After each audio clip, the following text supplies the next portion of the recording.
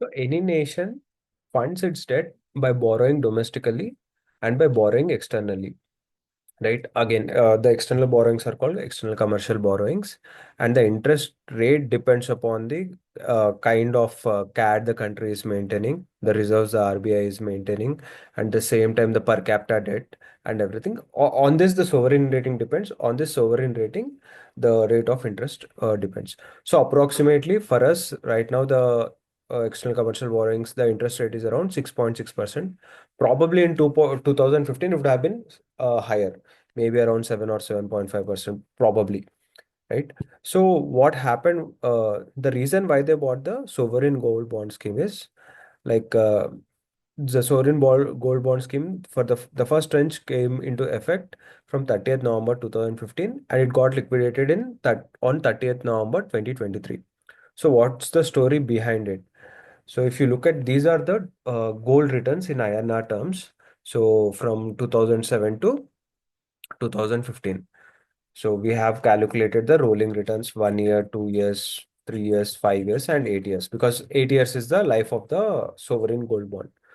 So the median returns, if you look at it for the gold, it is around 12.71%, right?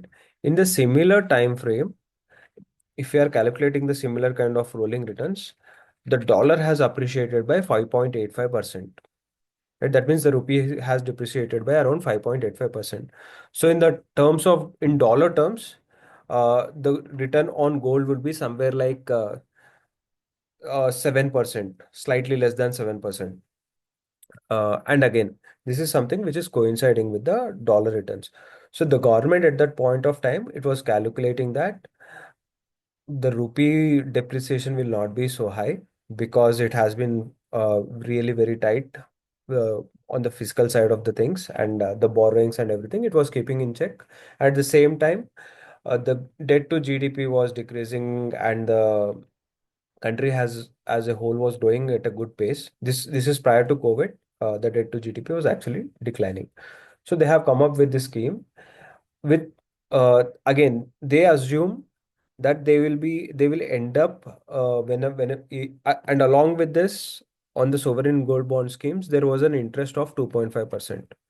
So their assumption was, if it is a 2.5%, and in terms of that is dollar depreciation is around close to 6%. If you knock that off 2.5%, still there is a 3% decline. So overall the borrowing rate would be around 9-10%, right? So again, in case the rupee depreciates really very less, then this would come down below the external commercial borrowings rate. That was the thought process. But what really happened? So from 15 to 23, if you look at it, the median return has been around 11% for the gold in the rupee terms, right? One was they were factoring that gold will not grow at that rate. So, but unfortunately, the reverse has happened during the time. One of the reasons being the COVID, right? All the external factors were more. Even the Ukraine war has driven the gold prices up. The reason being, all the central banks of all the countries were buying gold because US has put sanctions. Not just the sanctions. They they said that they are not going to honor the dollar bills of which Russia is holding.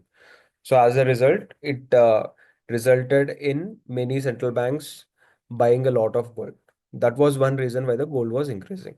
And at the same time, rupee was like really very strong. So that is at 2.86%, the median return.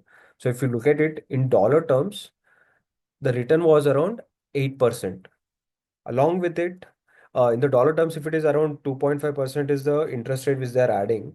So it basically the interest rate, whatever it has been generating, and the rupee depreciation got nullified.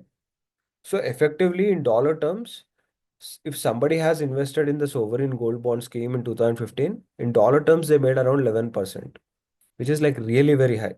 So if you look at the present external commercial borrowing rate for government of India, it is around 6.6%. So as a result, the scheme has become a huge burden on the government. Um, what do we say? Government treasury. So as a result, they thought like again there was a lot of miscalculation which was involved. They were only factoring the probability was only in one single direction. that rupee depreciation will be low, which they got it right, but they were not expecting the gold to go in a different direction. So as a result, they have put in that interest rate on the gold as well. So it has become a burden on the exchequer of the government, and as a result, they have stopped this scheme going forward. Thank you. So this video is for educational purpose only.